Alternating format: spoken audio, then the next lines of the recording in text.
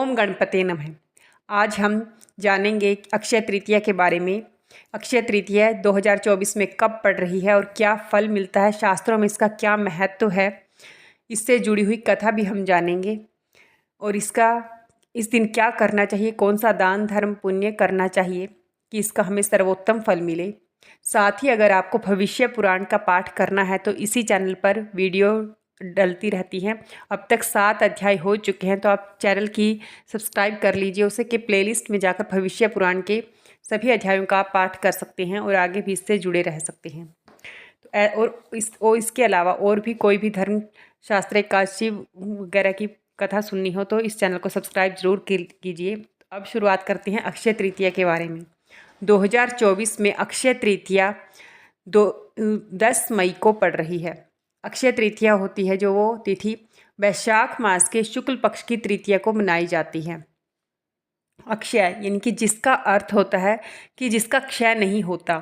अक्षय तृतीया के विषय में मान्यता है कि इस दिन जो भी काम किया जाता है उसमें बरकत होती है, यानी कि उसका पुण्य फल कभी खत्म नहीं होता।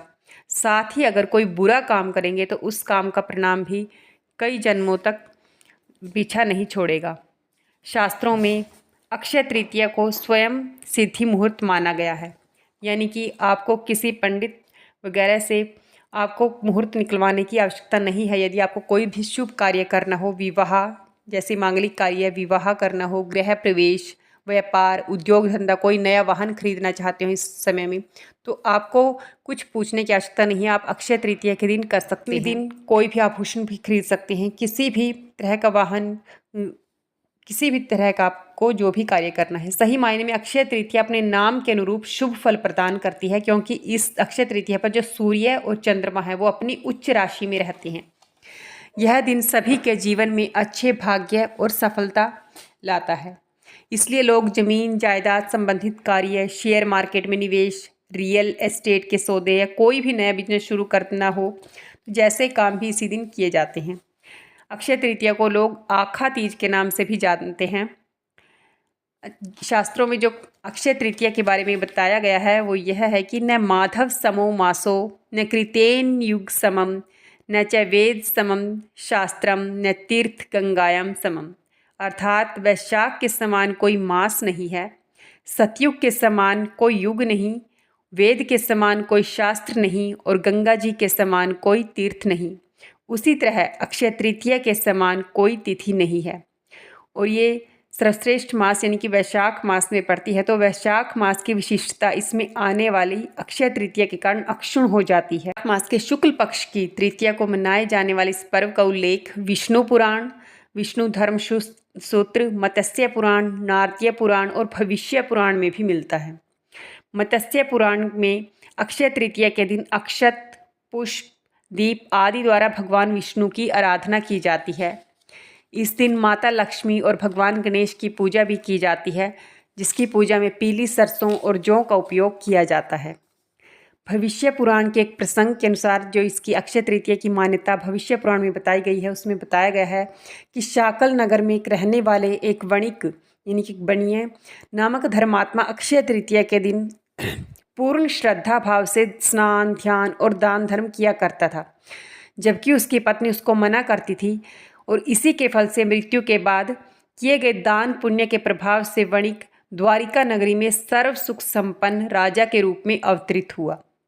इस दिन पवित्र नदियों में स्नान कर सामर्थ्य अनुसार जल, अनाज, गन्ना, दही, सत्तू, फल, सुराही, हाथ से बने पंखे, वस्त्र आदि का दान करना विशेष फल प्रदान करने वाला माना गया है। यदि आप पवित्र नदियों में इस दिन नहीं जा सकते स्नान के लिए, तो आप घर पर जैसे गंगा जल अगर हो तो उसमें थोड़ा सा जल में थोड़ा सा गंगा जल मिलाकर भी आप घर पर रहकर भी स्नान कर सकते हैं। जल के पात्र का दान भी विशेष महत्व बताया गया है। दान को वैज्ञानिक तर्कों में ऊर्जा के रूपांतरण से जोड़कर देखा जाता है। दुर्भाग्य को सौभाग्य में परिवर्तित करने के लिए यह दिवस यानी कि यह तिथि बहुत सर्वश्रेष्ठ है। यदि अक्षय तृतीया रोहिणी नक्षत्र को आ जाए तो इस दिन इसकी महत्ता और भी बढ़ जाती है, हजारों गुना बढ़ जाती है।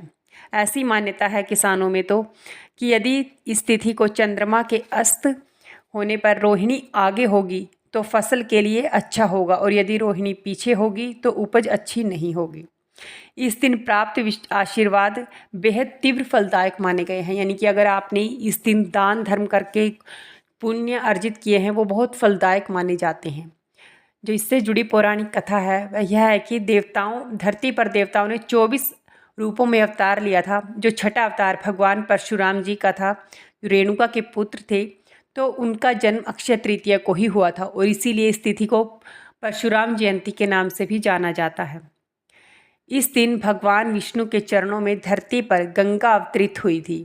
सतयुग, द्वापर, त्रेता युग और कलयुग के प्रारंभ की गणना भी इसी दिन से होती है। इसलिए इस तिथि को कृत युगादि तिथि भी कहा जाता है।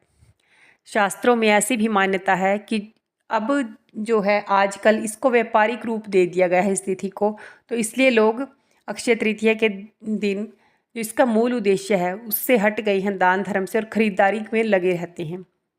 लेकिन जो वस्तु की हम खरीदारी करते हैं उससे हमारा संचित धन है वो खर्च होता है, तो हमें फिजूल की चीज़ तो नहीं खरीदनी चाहिए, लेकिन शुभ चीज़ हम खरीद सकते हैं, बल्कि ज़्यादा महत्व इस पे दान धर्म पे ही दिया गया है। रेणुका के पुत्र भगवान परशुराम और जो ब्रह्मा के पुत्र अक्षय कुमार का प्राकट्य भी इसी दिन हुआ था। इस दिन श्वेत पुष्पों से यानी कि सफ़ेद फूलों से भगवान का पूजन शुभ माना गया है। अक्षय तृतीया के दिन जो भगवान परशुराम पैदा हुए थे, इस दिन उनका प्राकट्य हुआ था। उनके अंदर ब्राह्मण होते हुए भी क्षत्रिय के गुण थे। जिस दिन सुदामा, इसी दिन अक्षय तृतीया के दिन ही सुदामा अपने मित्र भगवान कृष्ण से मिलने गए थे, तो अक्षय तृतीया ही तिथि थी उस दिन भी। और सुदामा के पास कृष्ण को भेंट करने के लिए चावल के मात्र कुछ मुट्ठी भर दाने ही थे। उन्होंने श्री कृष्ण के चरणों में वो अर्पण कर दिए। उनके इस भाव के कारण कान्हा ने उन्हें उनकी झोंपड़ी को महल में बदल दिया। तो इस तरह सुदामा जी को भी इस दिन अक्षय तृतीया की अक्षय निधि प्राप्त हुई थी। इस दिन युधिष्ठिर को भगवान श्री कृष्ण जी ने अक्षय पात्र दिया था। इस पात्र की यह विशेषता थी कि इसमें भोजन कभी समाप्त नहीं होता था। इसी पात्र की सहायता से युधिष्ठिर अपने राज्य के भूखे और गरीब लोगों को भोजन उपलब्ध कराते थे। भविष्य पुराण में अक्षय पात्र संबंधित मनुष्य को दान धर्म बताया गया है। अक्षय तृतीया के दिन से ही महर्षि वेदव्यास जी ने महाभारत की कथा सुनाना आरंभ किया था और गणेश जी को इस कथा को लिखना आरंभ किया था। इसी वजह से कहा जाता है कि महाभारत का युद्ध अक्षय है, जिसके कुछ उदाहरण आज भी हम कहीं कहीं देखने को मिलते हैं। उसी दिन यानी कि अक्षय तृतीया के दिन ही जब पांडवों ने कौरवों के साथ जुए के खेल में द्रौपदी को दांव पर लगा दिया था और दुशासन ने द्रौपदी का चीरहरण किया, तब भगवान ने अक्षय तृतीया के दिन ही द्रौपदी की लाज बचाने के लिए उन्हें अक्षय चीर प्रदान किया था। तो इन सब उदाहरणों से हमें आपको अक्षय तृतीया की जो महत्ता है वो पता चल गई होगी। तो अक्षय तृतीया बहुत ही शुभ तिथि है। सब शास्त्रों में से सर्वश्रेष्ठ तिथि, यानी कि जितनी तिथियां हैं आप तिथियों को सिर्फ 30 मत मानिए, 28 यानी कि जो 14-15 मत मानिए कि इतनी है। हमारी हर तिथि अलग होती है। जब भी अगर हम जानेंगे तो हर तिथि का एक अलग नाम है। सप्तमी है तो अगले माह की सप्तमी आएगी तो आपको उसका अलग नाम मिलेगा। जैसे एकादशी होती है, हर माह की एकादशी का अलग नाम है, अलग अष्टमी है, तो आप इसी तरह से हर तिथि अलग है। तो उसी तरह से अक्षय तृतीया जो वैशाख मास के शुक्ल पक्ष की तिथि है वो सर्वश्रेष्ठ है। यदि आपको यह वीडियो जरा सी भी अच्छी लगी है तो प्लीज़ चैनल को सब्सक्राइब ज़रूर कीजिए और वीडियो को लाइक किए बगैर मत जाइए और कमेंट बॉक्स में जय श्री राम अवश्य लिखें। धन्यवाद। जय श्री राम।